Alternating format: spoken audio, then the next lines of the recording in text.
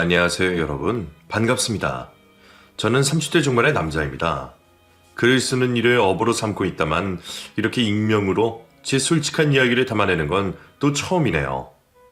전 지금 평범한 마케팅 회사 직원으로 일하고 있으면서 동시에 작가로 활동 중입니다. 이름을 말하면 단박에 알 정도로 유명하진 않고요. 그렇지만 꾸준히 주기마다 작은 수필집을 내고 있긴 합니다. 회사를 다니면서 처음 작가로 하기로 마음을 먹었을 때 결심한 게 한 번에 유명세를 얻고 싶던 요행보다 제가 하고 싶은 일을 하면서 꾸준히 오랫동안 하기로 했거든요.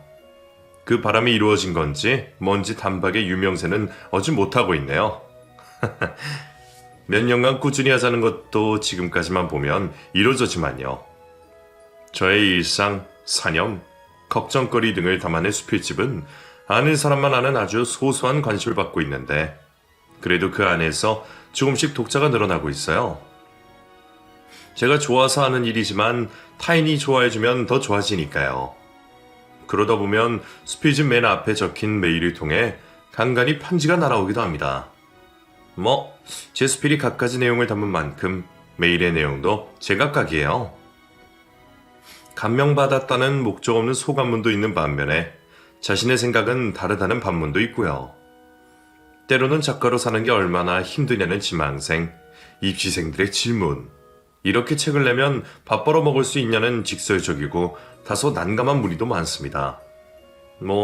맨 처음엔 일일이 답장을 주는 게 예의라 생각해서 꼬박꼬박 메일링을 했지만 이제 연자가 좀 쌓여서 그런지 제가 답을 주고 싶은 내용에만 반응을 하게 됐고요.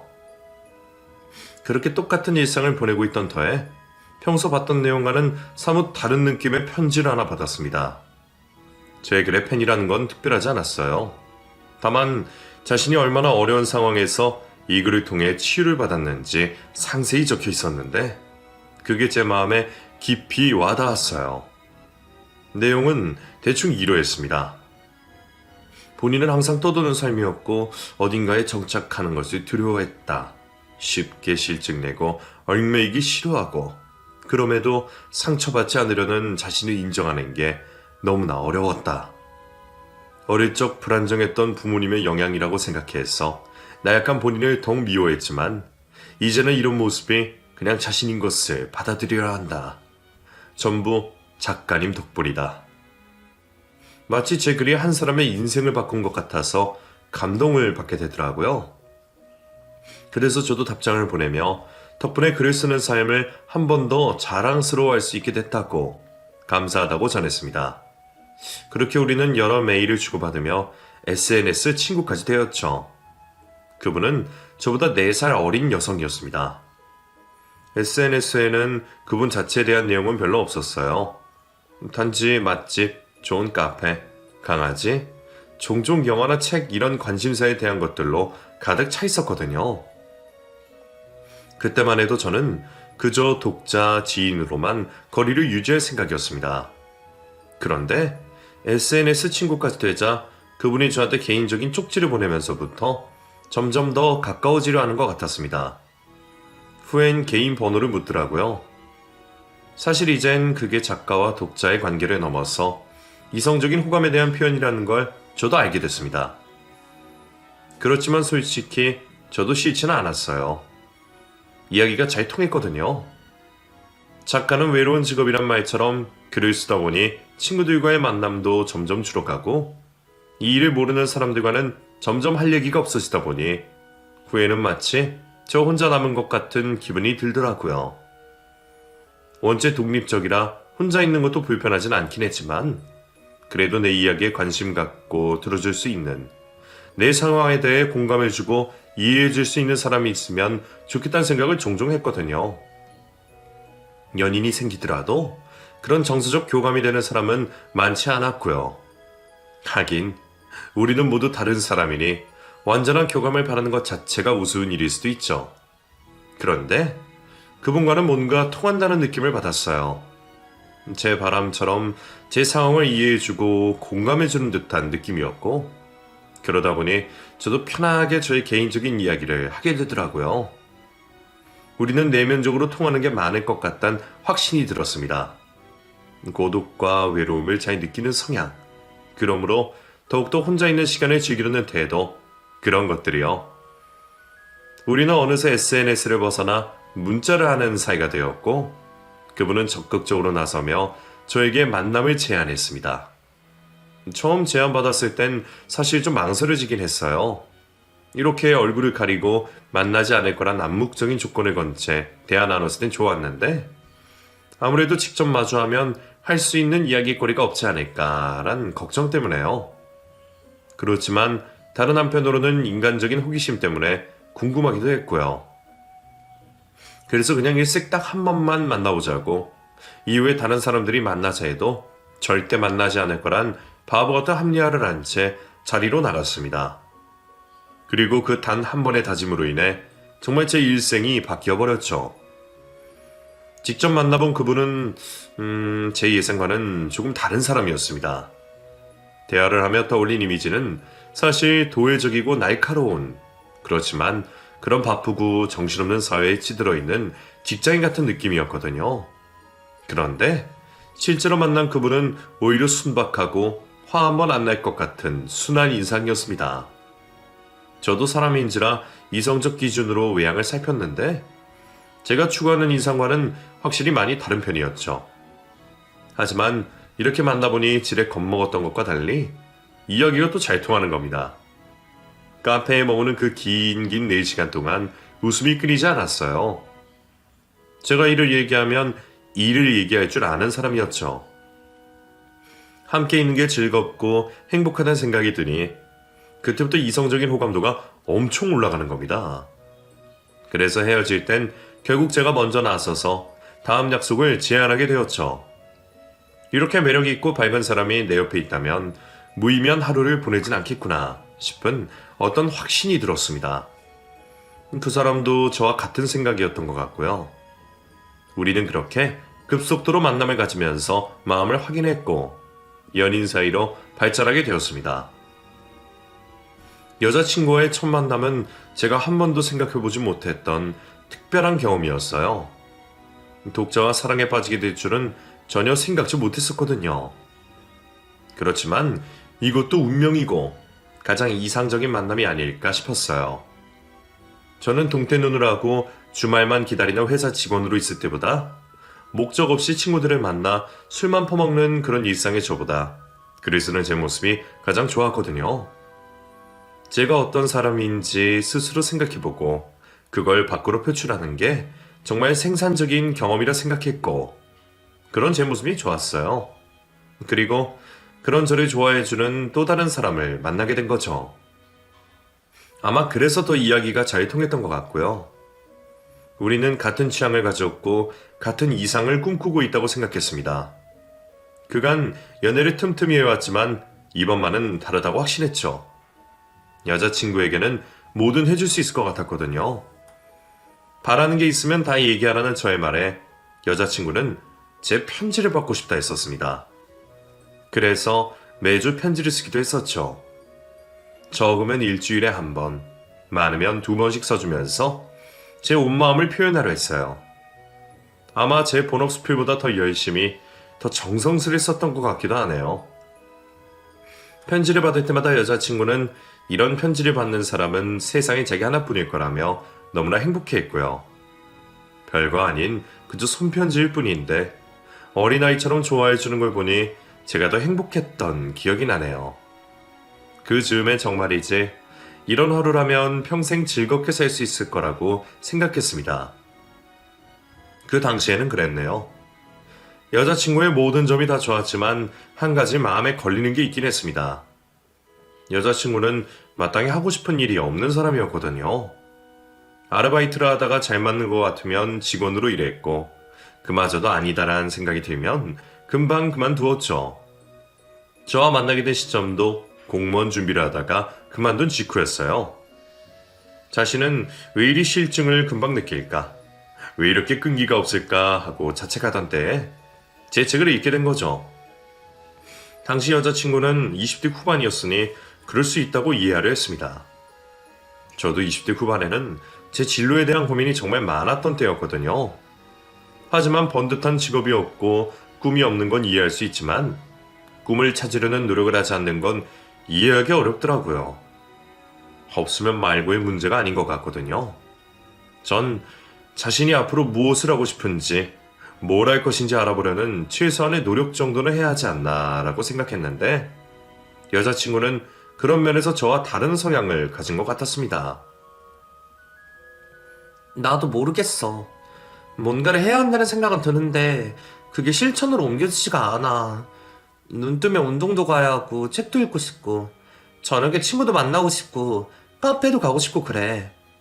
나도 하루가 바쁘다고. 이렇게 살다 보면 그래도 뭔가 찾아지지 않겠어? 너무 걱정하지 마. 이렇게 말하면 그래도 경제적인 여건이 되는 것 같은데 또 그것도 아니거든요. 여자친구 말로는 잘 사는 집안도 아니고 부모님이 스스로 노후 준비하는 것도 빠듯하다 했고요. 그런데 여자친구는 왜 그렇게 느긋한지, 뭐가 보장되었기에 그렇게 느긋한 건지 이해하기가 좀 어려웠습니다. 그래도 그건 오직 저의 생각과 성향일 뿐, 여자친구에게 잔소리를 하거나 제 속도를 강요한 적은 없었습니다. 단지 여자친구 말대로 찾아지길 기다릴 뿐이었죠. 연애 초반, 여자친구와 함께 있는 시간은 제 삶 중 그 어느 때보다 낭만적이었기에 가능한 일이었어요. 하지만 함께하는 게 길어질수록 여느 연인처럼 저도 점점 현실을 직시하게 되었습니다. 우리의 만남이 점점 더 진지해질수록 함께하는 미래를 그려나가게 됐고, 그러다 보니 여자친구의 진로까지 깊이 생각하게 되더라고요. 여자친구는 평소 결혼하고 싶다, 우리 반씩 꼭 닮은 아이를 낳고 싶다라는 말을 입버릇처럼 했거든요. 그래서 저도 한 번은 여자친구를 붙잡고 진지하게 말했습니다. 만약 너도 나와 함께할 미래를 그리고 있고 우리가 결혼까지 생각하게 된다면 나는 바라는 게 하나 있어. 네가 어떤 일을 하고 싶은지, 어떤 사람이 되고 싶은지 조금 더 부지런히 찾아줬으면 좋겠어. 나는 그런 사람을 원하고 그게 네 앞날에도 좋을 거라 생각해. 다른 건 나한테 맞춰달란 말은 안 할 테니 오직 네 장래만 생각해줘. 여자친구는 제 이야기를 생각해 본 적이 없었는지 조금 충격을 받은 것 같더라고요. 그리고선 알았다며 곰곰이 생각해 보겠다고 했죠. 오랫동안 생각하고 고민하다 꺼낸 얘기이긴 하지만 살아가는 사람이 풀이 죽은 모습을 보니 미안하기도 하고 안타깝기도 하고 그렇더라고요. 이렇게 말로만 권유하는 건 마음에 걸렸던지라 저도 취업 스터디 같은 걸 알아봐주고 평소 배우고 싶다고 지나가던 말한 일들을 알아보고 학원도 끊어줬습니다. 만약 필요한 게 있다면 정말 물심양면으로 도와줬죠. 배보다 배꼽이라고, 취업했을 때보다 취업 준비할 때 돈이 더 들잖아요. 그 고충을 알기에 제가 먼저 나섰던 겁니다. 그렇게 지출이 늘어나다 보니 저도 일을 더 하게 될 수밖에 없더라고요. 기존에 쓰던 원고 말고도 돈을 벌 수 있는 원고 일을 찾아서 작업량을 늘려서 수당을 더 챙겨야만 했죠. 출근과 퇴근이 정해져 있는 회사 틀 안에서 일을 자꾸 늘려가다 보니 나중에는 과로까지 오게 됐죠.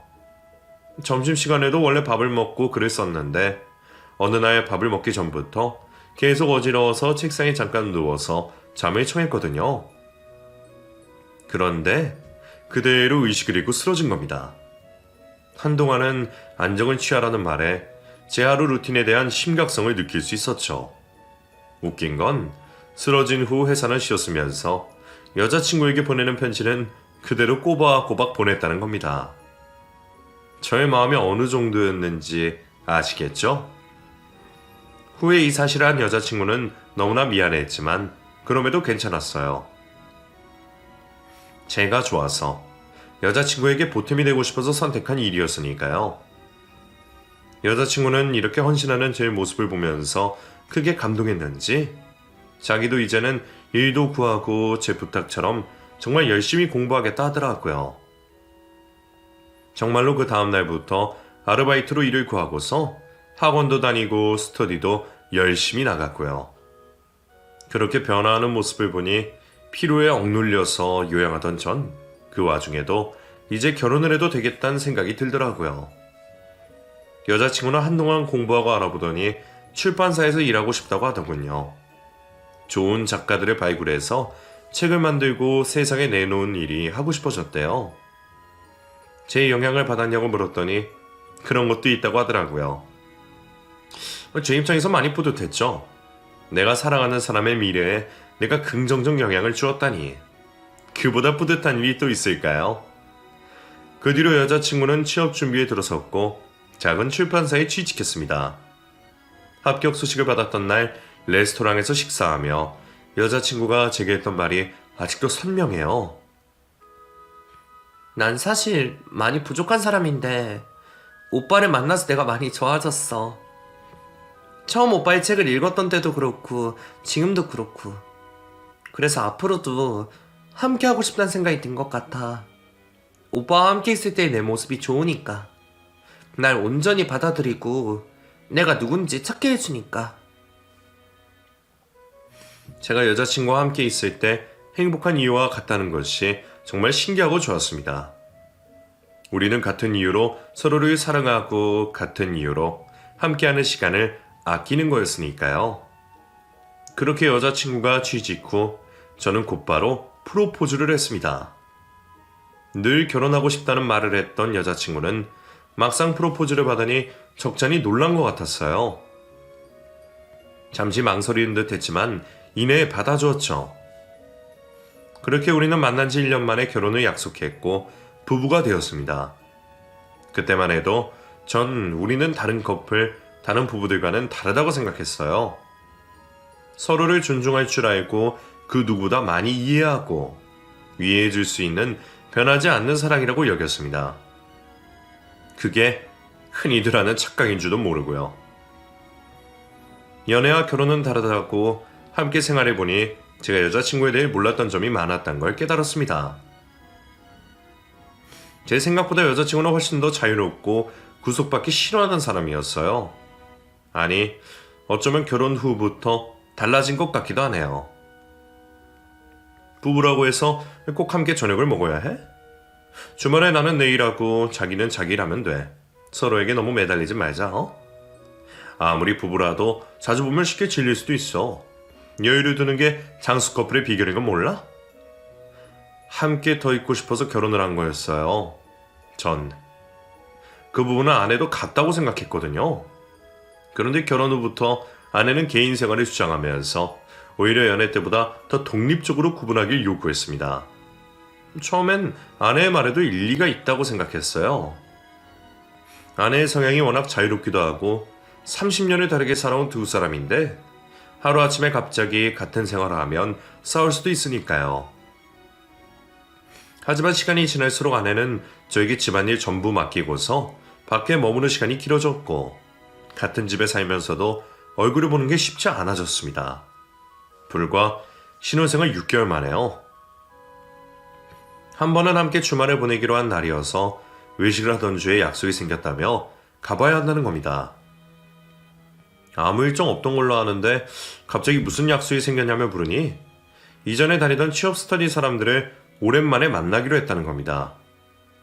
아니, 그 사람들을 아직까지 만나는 것도 솔직히 이해 안 가지만 오늘 같은 기념일에 남편과 식사를 하던 중 갑자기 모임을 가겠다는 걸 누가 이해해 주겠나요? 오늘은 그냥 함께 있다가 집에 가면 안 되겠냐 물으니 안 가려고 했는데 자기가 없으면 안 된다 했다면서 사람들이 오라고 하더성하라 어쩔 수 없다고 대답하더라고요. 그 사람들은 중요하고 난 중요한 게 아니냐고 물으니 저더러 구속하지 말라 하더군요. 제 기준에선 상식적인 요구가 아내에겐 구속처럼 들렸다니 받아들이기 너무 힘들었습니다. 분명 연애 때도 이러진 않았거든요. 연인이란 관계를 떠나서 사람 대 사람으로서도 무례한 일이라고 생각되지 않나요?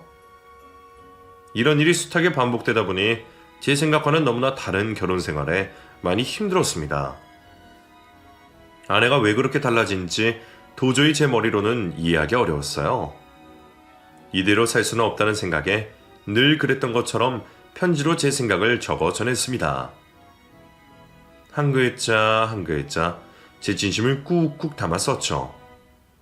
지금 우리가 낯선 환경에 적응하지 못한 것 같아 사소한 다툼이 있을 수 있지만 저는 이 시기를 현명하게 잘 넘기고 싶다는 말들이었죠. 편지를 읽은 아내는 울면서 저를 안아주었습니다. 결혼이란 게 별거 아닌 줄 알았는데 해보니 막상 자기가 책임져야 할 것들이 너무 많고 너무 많은 약속들이 맺어진 우리의 공간이 낯설어서 자기가 자꾸 엇나갔던 것 같대요. 아마도 취직하자마자 결혼까지 해서 여러 변수들로 인해 아내가 많이 혼란스러워하지 않았나 싶었어요. 그렇게 우리는 서로의 진심을 알았고 많은 이야기를 하면서 위기를 잘 헤쳐나가기 위해 각자 노력하기로 했습니다. 주위 결혼한 선배들 이야기 들어보면 부부는 안 싸울 수 없으니 싸울 땐 싸우더라도 어떻게 분쟁을 해결해 가냐, 어떻게 조율해 가냐가 중요한 문제라고 하더라고요. 그래서 저도 이렇게 조율해 가면 다투더라도 잘 화합해 나갈 수 있을 거라 생각했고요. 저는 자유를 원하는 아내를 위해 차를 사주었고 아내는 매 저녁마다 함께하기 위해 식사를 준비하고 저희 부모님과 함께 여행을 가는 등 다방면으로 노력해 주었죠. 아내가 운전하는 차를 타면서 이곳저곳 여행을 다니다 보니 부부 사이도 점점 좋아지더라고요. 그러면서 아내도 삶에 환기를 주니 점차 불안감도 나아지는 것 같았고요. 그렇게 서로 애쓰고 맞춰가던 참에 우리 부부에게 생각지 못한 뜻깊은 일이 찾아왔습니다. 아이가 생긴 거였어요. 갑작스러운 소식에 우리 둘 다 많이 얼떨떨하고 당황하긴 했습니다. 사실 여자친구는 원래 아이를 좋아하는 편이 아니었어요. 자기는 어렸을 때부터 아이는 귀찮고 번거로운 존재라고만 생각했었대요. 아이를 낳는 과정도 너무 끔찍할 것 같고요. 그런데 제가 아이를 너무나 좋아하고 지나다니다가 아이를 보면 귀여워하고 그러는 걸 옆에서 보다 보니 어느 순간부터 본인도 저 닮은 아이를 갖고 싶은 생각이 들었다고 하더라고요. 그런데 막상 아이를 갖게 되니 아내의 생각이 복잡한 것 같았습니다. 충분히 이해했어요. 말로만 하는 것과 직접 겪는 건 큰 차이잖아요. 갖고 싶다고 생각만 하는 것과 실제로 갖게 되는 게 천지 차이인 것처럼요. 엄마가 된 아내는 별로 기뻐하지 않는다는 것보다 지금 이 상황에 대해 어떻게 받아들여야 할지 모르는 모습처럼 보였습니다. 그래서 전 아내가 천천히 받아들일 수 있도록 옆에서 돕는 게 최선이라 생각했죠. 함께 임산부에 관한 영상을 보고 병원을 함께 가서 검진을 받고 우리에게 온 아이에 대한 생각, 육아관 등을 서로 공유하면서요. 그런 노력을 거치다 보니 아내도 점차 서서히 자신의 아이라는 걸 인지하는 것 같더라고요. 나서서 태명을 지어주고 어떤 아이였으면 좋겠다고 조잘조잘대는 아내의 모습을 보니 저도 우리가 곧 부모가 된다는 게 실감이 났습니다. 그렇게 몇 달이 흘렀을 즈음 아내가 친구와 임신 태교 여행을 가겠다고 했습니다. 제가 종종 보던 아내의 친한 친구와 둘이 함께 가기로 옛날부터 약속했다고 하더라고요. 저는 흔쾌히 알겠다 했죠. 그런데 생각보다 지방 멀리 가기로 했더군요. 친구는 몰라도 아내는 임신한 몸인데 너무 무리하는 게 아니냐고 말하니 차만 자기가 가져가는 거고 친구가 운전하기로 했다더군요. 여행에 관한 모든 것도 임신한 부인 자기를 위해 다 배려해서 친구가 준비했다 하고요. 그래서 저도 알겠다 했습니다. 어차피 가장 조심해야 하는 때도 막 지났고 여행을 좋아하는 아내인데 임신한 뒤로 한 번도 못 갔으니 이차비 편히 다녀오는 것도 좋겠다 싶었죠. 그렇게 아내는 2박 3일로 여행을 떠났고 집에 혼자 남은 저는 밀린 집안일도 하고 글도 쓰면서 여유를 즐겼습니다. 그런데 아내가 여행을 간 다음날 전화가 왔습니다. 아내가 응급실에 실려갔다는 전화였죠. 그날 어떻게 그 마음 병원까지 갔는지 기억이 잘 나지 않아요. 운전해서 가려고 했는데 운전대를 잡자마자 손이 덜덜 떨려서 도저히 안 되겠다 싶어 택시를 타고 갔죠. 가을에 반팔 차림을 하고서 병원까지 정말 헐레벌떡 뛰어갔던 것 같아요. 차를 타고 이동 중 배에 이상스러운 통증이 느껴져서 급히 병원에 온 건데 다행히 아내와 아이 모두 무사한 상황이었습니다. 그런데 방금까지 보호자로 있다던 아내의 친구가 보이지 않더라고요. 간호사에게 물으니 좀 전까지 있었는데 갑자기 갔다고 하더라고요. 자초지종을 듣고 싶어 전화를 해볼까 했는데 번호가 없더라고요. 그때부터 좀 이상하긴 했어요. 분명 아내가 제 번호를 알려준 것 같은데 왜 그 친구가 직접 내게 전화하지 않고 병원을 통해서 연락을 했을까 싶었죠. 저와도 몇 번 만났던 사이인데도 말이에요. 뭔가 깨름직한 기분을 느낀 전 보호자로 있던 분 번호를 받을 수 있냐고 묻기로 했죠. 그런데 간호사가 그러는 겁니다. 아, 그 남자분이요? 확인해 보겠습니다. 잠시만요. 남자분이라는 말에 저는 순간 얼어붙었습니다. 전혀 생각지도 않은 말을 들으니 갑자기 몸에 있던 모든 신경이 멈춰버린 기분이더라고요. 남자라니. 저는 순간 아내의 얼굴을 볼 자신이 없어서 병원을 빠져나왔습니다. 그리고선 어떻게든 생각을 정리하려고 했어요. 처음부터 남자인 친구라고 말했으면 모를까. 가장 친한 친구가 간다 해놓고 알고 보니 그게 남자였다면 그건 외도가 분명했습니다. 하지만 도저히 진실을 파악할 용기가 나지 않았어요. 지금 병원 침대에 누워있는 아내를 책망하기 싫었거든요. 수백 번 고민한 끝에 저는 우선은 집으로 돌아간 후에 생각하기로 했습니다. 저는 다시 마음을 추슬러 병원으로 들어갔고 아내를 찾아갔어요. 아내는 저에게 어떻게 이 먼 데까지 왔냐며 면목이 없다며 고개를 떨어뜨렸어요. 아내 말로는 식사를 하고 나서 늦은 밤에 친구가 운전하고 있던 와중에 도로에서 로드킬을 했답니다. 근데 그게 하필 고란이어서 크기가 컸나 봐요. 옆에 있던 아내는 그걸 직접 보고서 너무 놀라 몸에 이상이 생긴 거고요.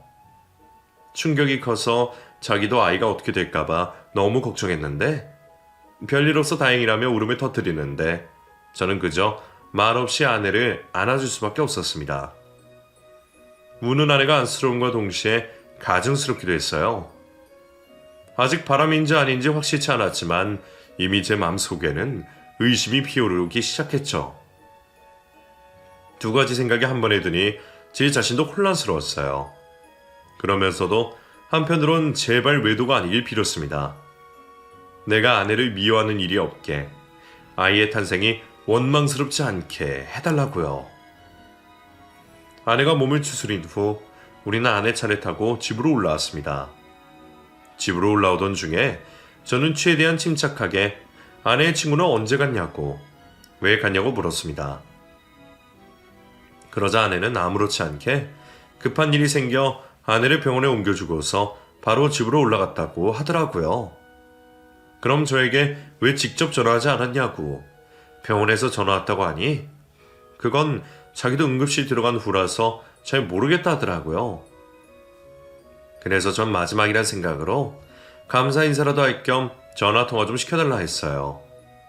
그러자 급한 일 때문에 올라간 사람인데 통화를 어떻게 하냐고 안 된다 하는 겁니다. 아내와의 대화로 어느 정도 의심이 풀리길 바랬지만 오히려 점점 더 의구심은 커져만 갔습니다. 무엇 하나 확실히 대답하는 게 없었으니까요. 집에 도착 후 아내에게는 절대 안정을 취하라 말하고 저는 다시 주차장으로 내려갔어요. 그리고서 아내의 차에 타 한참을 또 고민했죠. 제가 알아볼 수 있는 건 이제 이 블랙박스 영상인데 아무리 생각해도 판도라의 상자 같았거든요. 괜히 보고서 후회하는 건 아닌지, 그렇다고 영상을 안 보면 의심만 하며 평생을 살 것 같은 기분이었어요. 그래서 결국 전 상자를 열기로 했고 블랙박스 영상을 찾아보았습니다. 그리고 영상은 말 그대로 충격의 도가니였죠. 그 영상에는 오붓한 연인의 대화가 담겨져 있었거든요. 자기야, 오늘 내내 운전하느라 힘들지? 미안해. 아니야. 그래도 자기랑 이렇게 오랜만에 여행 올 수 있는 것만으로도 난 충분히 행복해. 나 때문에 잘 만나지도 못하는데 뭘. 그게 자기 때문이야. 정확히 얘 때문이지. 자기들끼리 하하호호하며 떠드는데 그 남자가 아내의 배를 콩 하고 때리는 소리까지 나더라고요. 어이가 없었습니다. 그 말을 듣고도 아내는 웃더라고요. 하지만 그 다음의 대화가 제겐 더욱 충격적이었었죠. 자기야, 나 그냥 아이 낳지 말고 자기랑 살까? 나 너무 후회돼. 아직도 그냥 애 생기기 전에 끝냈어야 했던 건지. 이미 생긴 애인데 어쩔 수 없지. 일단 낳고서 생각해보자. 그때마다 안 늦어. 내가 누누이 말했잖아. 난 자기 애까지 내 애처럼 키울 수 있다고. 애를 낳지 말까라는 아내의 물음과 우리 애를 자기 애처럼 키울 수 있다는 그 남자의 말. 그 한마디 한마디가 제 가슴에 못 박는 것만 같았어요. 그 뒤로는 아내와 말해준 것과 같았습니다. 운전하다 로드킬을 했고 차가 멈춰섰을 땐 아내는 이미 그 충격으로 숨을 헐떡이고 있었어요. 그 남자는 곧바로 병원을 찾아 운전해 갔고요. 저는 너무 큰 충격으로 한동안 차에서 나오지 못했습니다. 이런 일이 제 삶에 일어날 줄은 정말 예상 못했어요. 내 배우자가 외도를 하고 있었다니. 그것도 아이를 가진 몸으로요. 저는 우선 집으로 올라가서 또다시 생각에 잠겼습니다. 그 일주일간을 정말 매 순간 아내에 대해서만 생각한 것 같아요. 글 쓰는 일도 그만두고 기계적으로 회사만 나가면서 내가 이제 어떻게 해야 할지에 대해 계속 고민해 보았습니다. 아내의 변화를 미루어 봤을 때 외도는 아마도 결혼 전 그리고 취직 후부터 시작했던 것 같았어요. 그때부터 아내가 변하기 시작했으니까요. 참다 못해 아내의 방을 뒤져본 날 가장 깊숙한 서랍에서 제가 준 편지가 나왔습니다. 아니, 제가 준 것 같은 편지가 나왔어요. 자세히 보니 그건 아내가 쓴 편지였죠. 누군가에게 아직 전해주지 못한, 그렇지만 이제 곧 전하기 위해 준비해둔 편지였죠. 읽어본 순간 저는 울지 않고는 버틸 수 없었어요. 아내가 쓰는 문장, 아내가 쓴 표현들이 전부 다 저의 습관들이었거든요. 제가 며칠 밤 고민하며 정성스레 쓴 표현들을 아내는 그대로 그 남자에게 써주었던 거예요. 마치 자신의 마음인 것처럼 수줍게요. 그동안 아내는 나의 마음을 이렇게 가볍게 여겼구나. 아니, 우습게 여겼구나 싶어서 배신감에 몸이 떨렸습니다. 그렇게 생각에 생각이 꼬리를 물고 제 두 눈으로 나를 기만한 아내의 모습을 확인하게 되니 제가 내린 대답은 더 이상 아내와 함께할 수 없다는 거였습니다. 아내의 몸을 생각해 출산 후에 얘기해볼까 싶었지만 도저히 그때까지 기다릴 수 없을 것 같았어요. 제 옆에서 곤히 자란 아내의 얼굴을 이젠 더 이상 어루만져 줄 수 없었거든요. 똑바로 마주하게 해도 구토가 나올 것만 같았고 아무렇지 않게 저에게 아침 인사하고 껴안고 평소와 같은 얼굴로 뻔뻔히 거짓말하는 아내를 도저히 참을 수 없었어요. 아이를 낳지 말까? 라는 아내의 목소리가 끊임없이 제 귀에 맴돌아서 이젠 제가 사랑하는 아내는 죽었다는 생각만 들더라고요. 이렇게 헤어져야겠다는 결심을 하니 이제야 이성적으로 판단이 된 건지 그동안 아내가 했던 행동들이 이해가 되면서 퍼즐이 맞춰지는 것 같더라고요. 결혼하고 나서 저와 가정에 소홀했던 점, 임신을 쉽게 받아들이지 못했던 점들이요.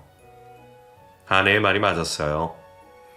아내는 실증을 금방 느끼고 지루한 걸 참지 못한다고. 그리고 그런 모습을 저로 인해 온전히 받아들이기 시작했다는 말이요. 그게 이런 식일 줄은 몰랐는데 아마도 아내는 저에게도 실증을 느꼈던 것 같았습니다. 설마 저에게까지 그럴 줄은 몰랐는데 말이에요. 저는 퇴근한 아내에게 이야기를 하자며 자리에 앉았습니다. 이전에는 없던 사뭇 다른 무거운 공기에 아내는 불안한 듯이 제게 왜 그러냐며 물었죠. 맨 처음 전 차마 입이 떨어지지 않아서 10분가량 아무 말 하지 못했어요. 그러자 아내는 계속해서 무슨 일이냐고 다그쳤고요. 할 말 없으면 자기는 피곤해서 이만 들어가서 쉬겠단 말에 저는 결국 아내를 붙잡고 말했습니다. 나랑 함께 있는 네 모습이 좋다고 했잖아. 나랑 결혼하고 싶다고 했고 우리 꼭 닮은 아이를 낳고 싶다 말했잖아. 근데 왜 이런 일을 했어? 무슨 소리 하는 거야 지금? 증거 없인 쉽게 말하지 않겠다 싶어서 저는 곧바로 따로 촬영해둔 블랙박스 영상을 틀었습니다. 아내의 목소리는 선명하게 나오고 있었고 자신과 남자의 목소리를 듣는 아내의 표정은 급속도로 어두워졌죠. 다 받고 다 들었어. 더 이상 거짓말하지 않아도 돼. 그냥 솔직하게만 말해줘. 이 남자는 누구고 언제부터 만났고 왜 만났는지. 제 물음에 아내는 조용히 고개를 떨어뜨리고서 눈물만 뚝뚝 흘렸습니다. 어떻게든 감정적으로 대하지 않으려고 노력했어요.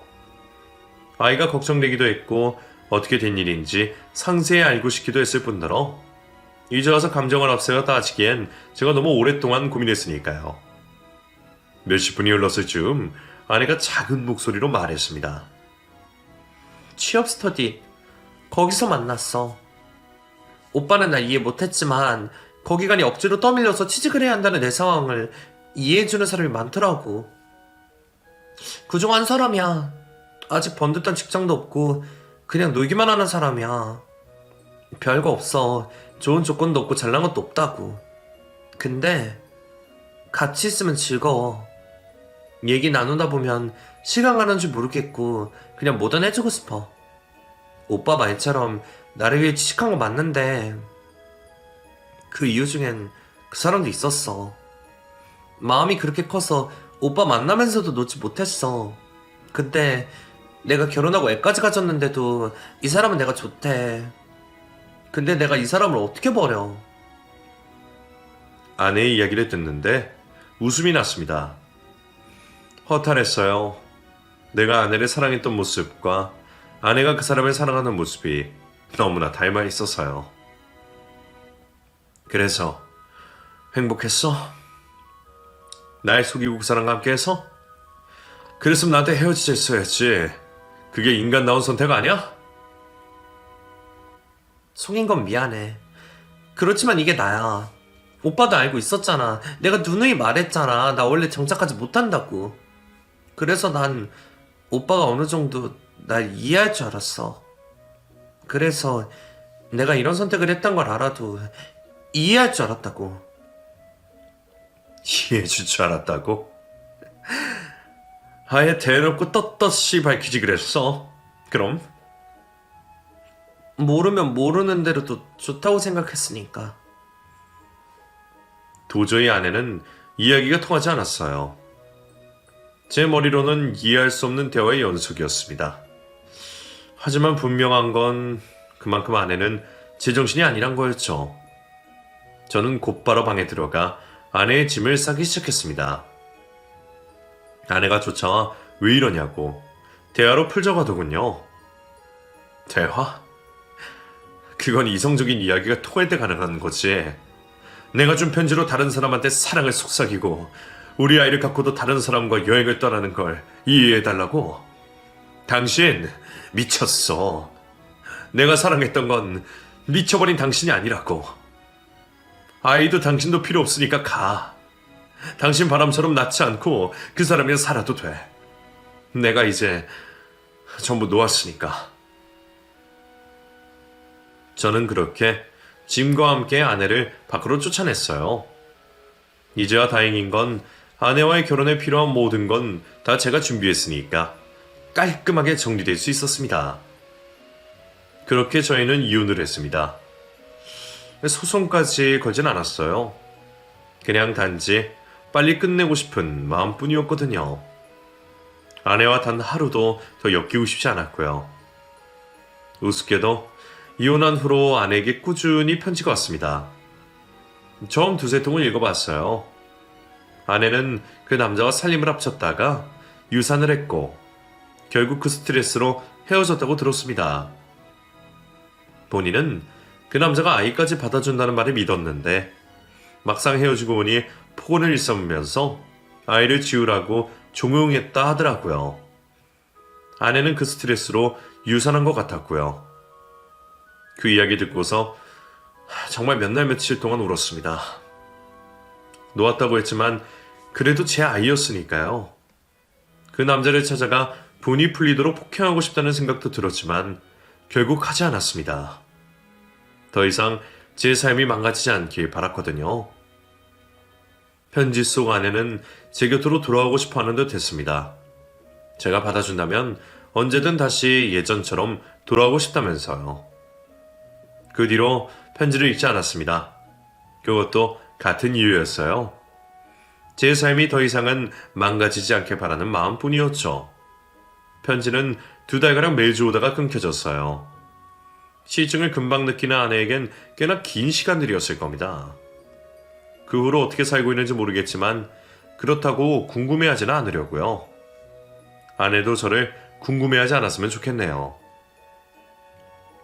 전 아직도 많이 힘들어요. 매일 밤 악몽을 꾸고 약을 먹지 않으면 보통의 생활이 어려울 지경이죠. 아내의 편지를 보면서 한동안은 글도 쓰지 못했어요. 하지만 이제 아내를 만났던 시간은 이제 전부 다 잊고 새롭게 나아가고 싶습니다. 그래서 훌훌 털어버릴 겸 이렇게 사연도 쓰게 되었죠. 아무 얘기도 하지 못했던 이야기 털어놓으니 마음이 한결 가벼워지긴 했네요. 함께 할 수 없지만 제가 진정으로 아내를 용서하는 날이 오길 바랍니다.